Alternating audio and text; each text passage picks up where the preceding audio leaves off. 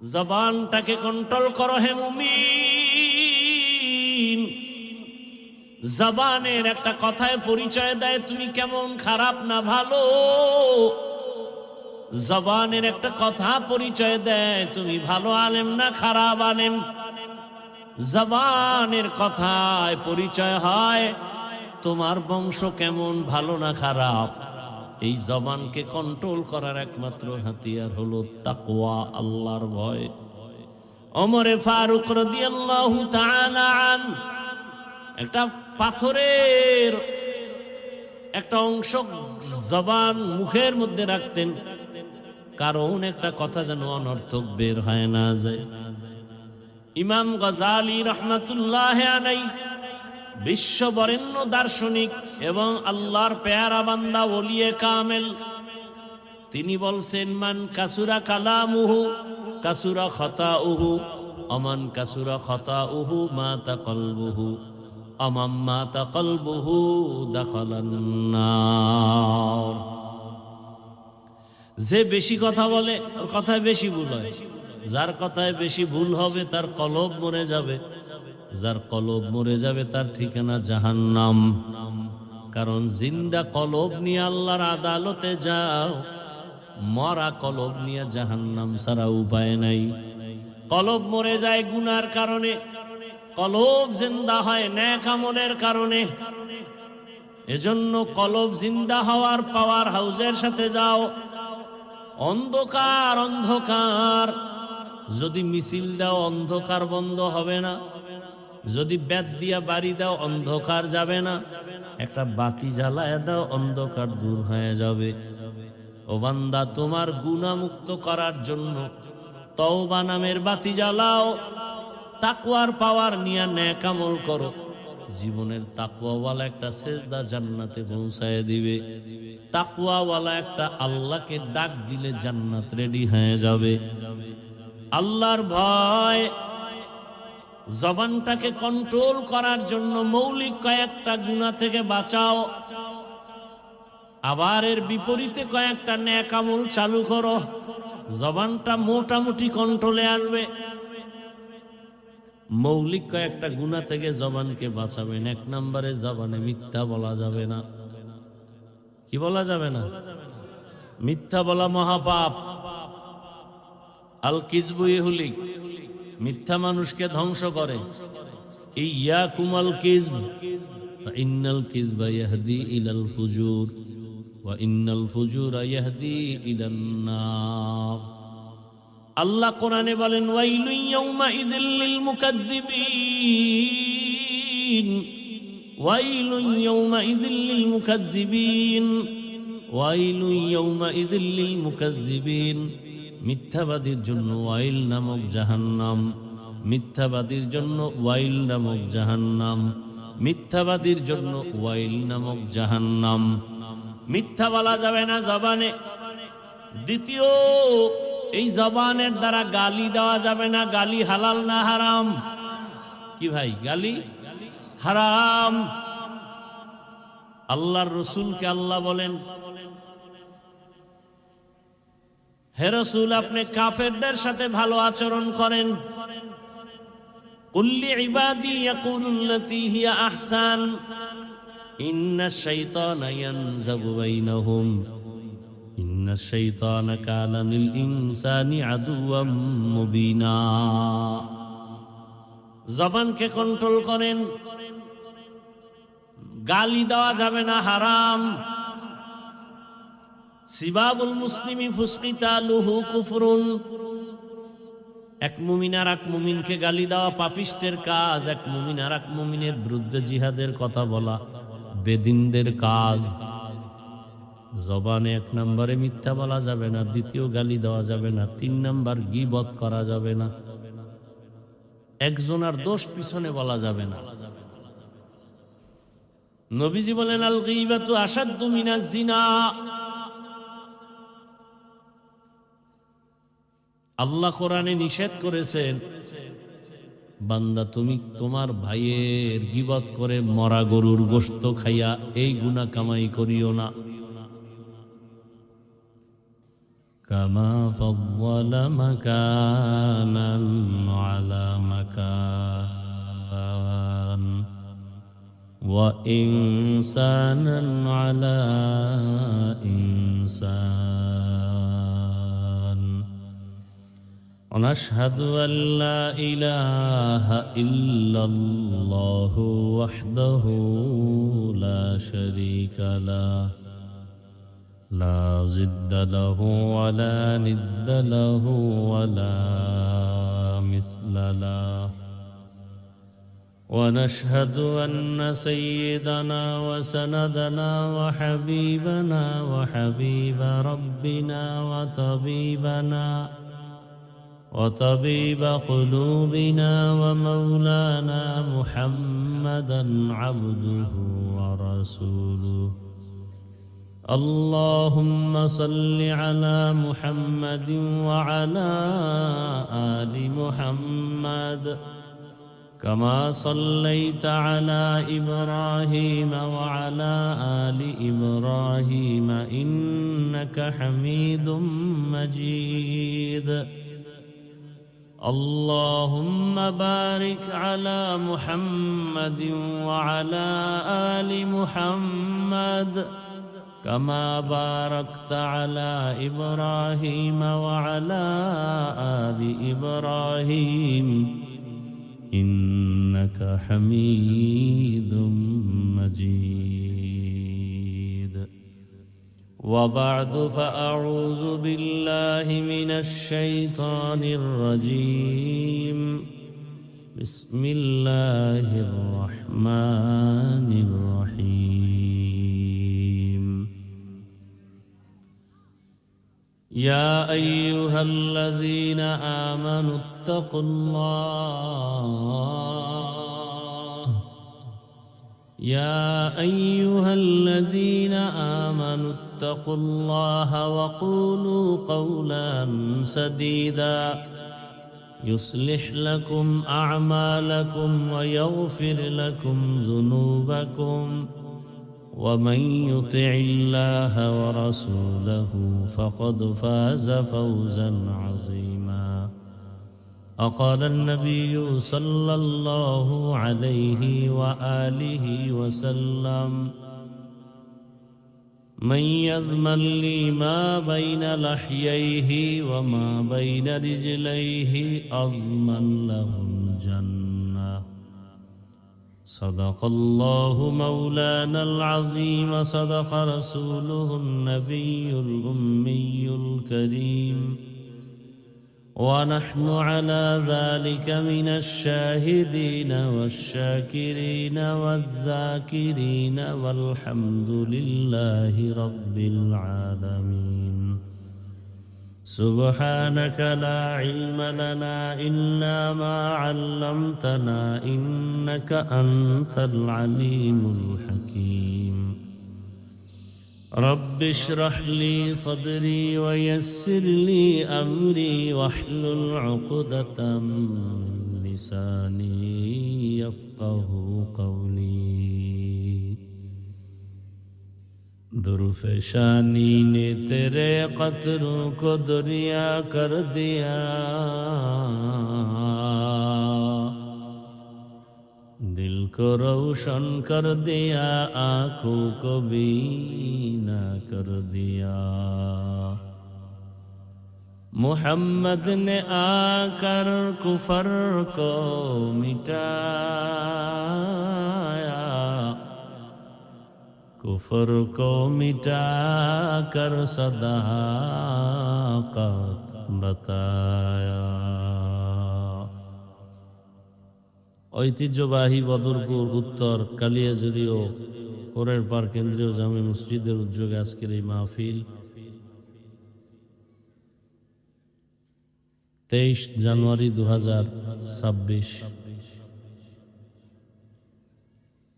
মহতি এ মাহফিলে উপস্থিত মুহতারাম সম্মানিত সভাপতি প্রধান অতিথি বিশেষ অতিথিবৃন্দ হযরত উলামায়ে কেরাম আল্লাহ পাকের দরবারে শুকর যে আল্লাহ আমাদেরকে সুস্থ রেখেছেন আলহামদুলিল্লাহ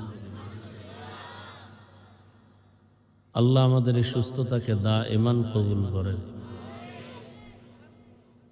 হাজারো লাখো মানুষের ভেতর থেকে বাছাই করে আল্লাহ আমাদেরকে এই বরকতি মজলিস বেহেশতের বাগানে হাজির হওয়ার তৌফিক দান করছেন। আর একবার শুকর আদায় করি আলহামদুলিল্লাহ। দরুদ ও সালাম সৈয়দুল মুরসালিন রহমতুল লিল আলামিন শফিউল মুজনিবিন খাতামুন নবিয়্যিন সৈয়দুস সাকালাইন ইমামুল মুরসালিন হযরত মুহাম্মদুর রাসূলুল্লাহ সাল্লাল্লাহু আলাইহি ওয়া আলিহি ওয়াসাল্লামের উপর সর্বোপরি শুকর যাদের অক্লান্ত পরিশ্রমের মাধ্যমে আজ সুন্দর আয়োজন, সময় পরামর্শ অর্থ দিয়ে দোয়া করে উপস্থিত হয়ে মাইক লাইট প্যান্ডেলের ব্যবস্থাপনার মাধ্যমে যারা সহযোগিতা করেছেন, আল্লাহ সবাইকে কামিয়াবি দান করেন। ওলামায়ে হযরত আলোচনা করেছেন, বিশেষ করে আমার আগে যিনি গুরুত্বপূর্ণ রুহানি কথা বলতেছিলেন হযরতুল আল্লামা আব্দুল আজিম আল ফারুকী দামাত বারাকাতুহুম, গুরুত্বপূর্ণ আলোচনা আপনাদের সামনে চলতেছিল। আল্লাহ পাক হযরতের হায়াতে ইলমে ইজ্জতে বেশি বেশি বরকত দান করেন।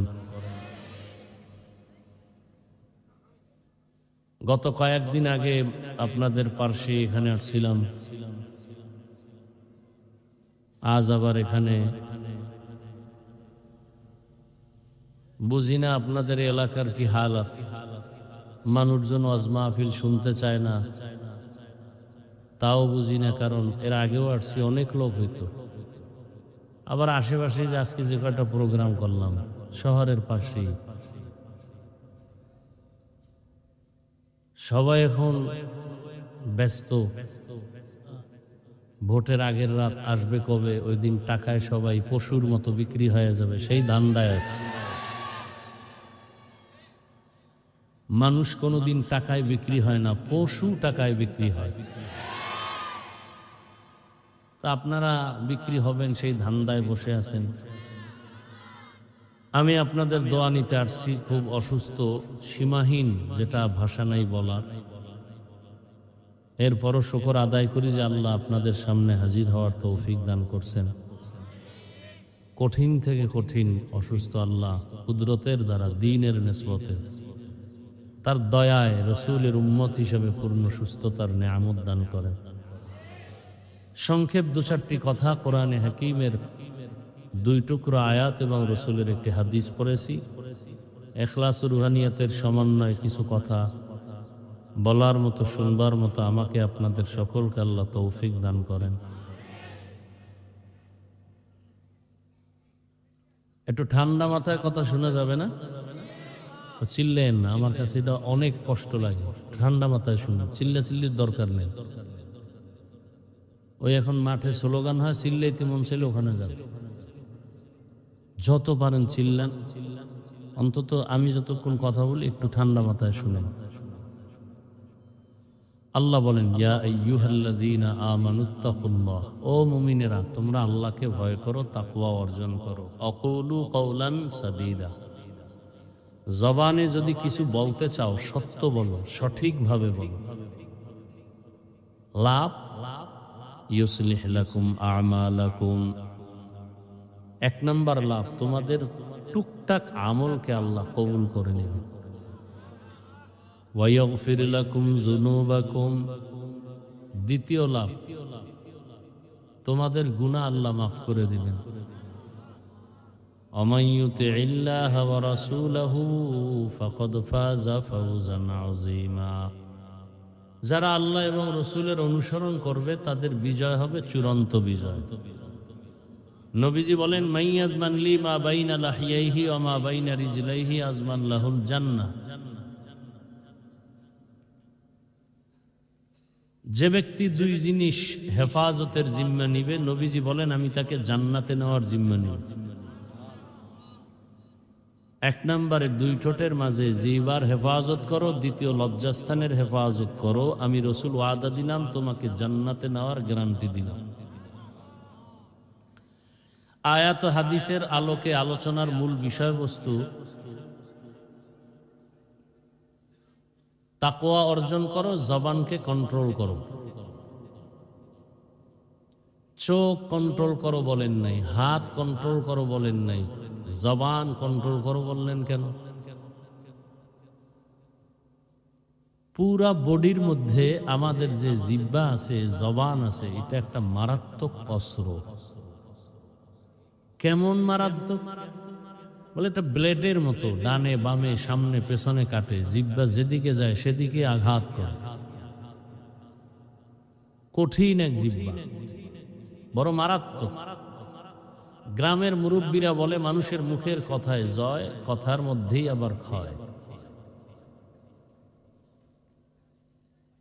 কেমন মারাত্মক দেখেন তো। ডানে বাড়ি দিলে কেটে যায়, বামে দিলে কাটে। যেমন জিহ্বা নাড়ায়া,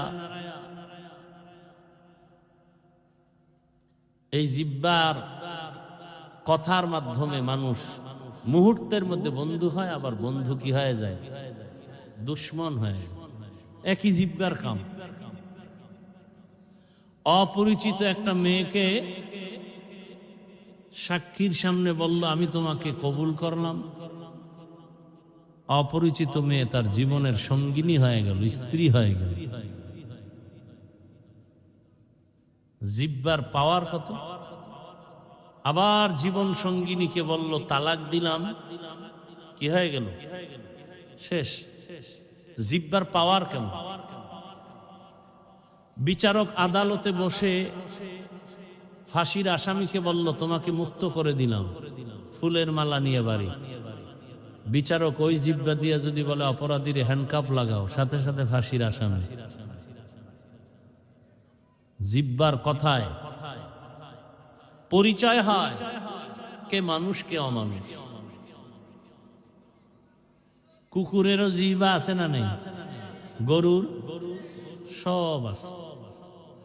কিন্তু ওদের থেকে আমাদের পার্থক্য করে দিল আমার জবানের কথার মাধ্যমে। জিহ্বার কথার দ্বারা প্রমাণ হবে আমি মানুষ না অমানুষ। জবানের কথায় প্রমাণ করে দিবে আমি আলেম না মূর্খ। জবানের কথায় প্রমাণ করবে আমি কি ভালো আলেম না খারাপ আলেম। জবানের কথায় প্রমাণ করবে আমার বংশ ভালো না খারাপ। জবানের আওয়াজ প্রমাণ করবে আমি আদবালা না বেয়াদব। একই জবানের কথায় হিন্দু ছেলে এই জিহ্বা নাড়ায় বলল লা ইলাহা ইল্লাল্লাহ মুহাম্মাদুর রাসূলুল্লাহ, মুমিন হয়ে গেল। আবার এই একই জবান দিয়ে বলে যে আমি আল্লাহরে মানি, কোরআন মানি না, বেঈমান হয়ে গেল। ইসলামী রাজনীতি মানি না, করে না এক জিনিস, মানি না, এটা বেঈমান হওয়ার কথা। আমি দাড়ি রাখি না, এক কথা, দাড়ি পছন্দ করি না, বেঈমান হওয়ার কথা। আমি নামাজ পড়ি না, ভিন্ন কথা, আমি নামাজ পছন্দ করি না, বেঈমান হওয়ার কথা। এরকম সমাজে আছে না? একজন দাড়ি নাই, ভাই রাখেন না কেন, কয় হুজুর দোয়া করেন চেষ্টা করব। আর একজনে কয় না রাখলে অসুবিধা কি, বেঈমান। দাড়ি যারা কাটে ছাটে দোনো দলের গুনাহ সমান। কেমন গুনাহ? 24 ঘন্টার সেকেন্ডে সেকেন্ডে সেকেন্ডে অল টাইম কবিরা গুনাহ, কবিরা গুনাহ, কবিরা গুনাহ। যতক্ষণ তওবা না করবে কোনো দোয়া কবুল হবে না, মোনাজাত কবুল হবে না। আওলাদে রসুল মদনী রহমতুল্লাহ আলাই বাংলাদেশে আসতেন, সিলেট চট্টগ্রামে সময় দিতেন। মানুষ দেখতে যাইতো রসুলের আওলাদ একটু দেখে আসে। তো হাত মিলাইতে গেলে দুই শ্রেণীর মানুষের সাথে আওলাদে রসুল মদনী রহমতুল্লাহ আলাই হাত মিলাইতেন না। কয় শ্রেণীর? হযরতের জবানের কথা। একদল দাড়িবিহীন বলতো তুমি রসুলের কলিজায় আঘাত করো, তোমার সাথে আবার মুসাফাহা কেন? দুশ্মনে রসুল, এর সাথে কোনো সাক্ষাৎ নাই। রসুলের সামনে এরা লজ্জায় দাঁড়াতে পারবে না। নির্লজ্জের মতো দাঁড়ালো, রসুল লজ্জা এদের চেহারা দেখবেন না। আর একদল সাহাবায়ে কেরামকে যারা মানে না, এরাও রসুলের দুশমন। আল্লাহ হেদায়াত দান করুন। ইসলাম নাই, আছে হাওয়ায়। ভাই টুপি পরেন না কেন? কয় টুপির মধ্যেই কি ইসলাম? তা টুপি বা। দাড়ি রাখেন না কেন? কয় দাড়ির মধ্যেই কি ইসলাম? তার মানে দাড়ি বা। পর্দা করেন না কেন? বলে পর্দার মধ্যেই কি ইসলাম? পর্দা বা। তো ইসলাম কই? কয় হাওয়ায়। হাওয়ায় ইসলাম, হাওয়ায়। এইভাবে আর কতদিন? বেঈমানের বেতের বাড়ি তো কম খাইলাম না, সামনে পরিস্থিতি আরো ভয়ঙ্কর।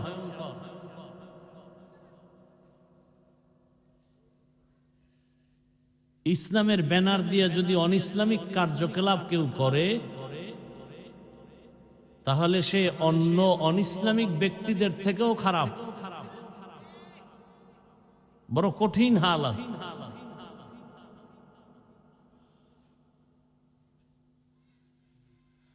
হায় হায় হায়। আমরা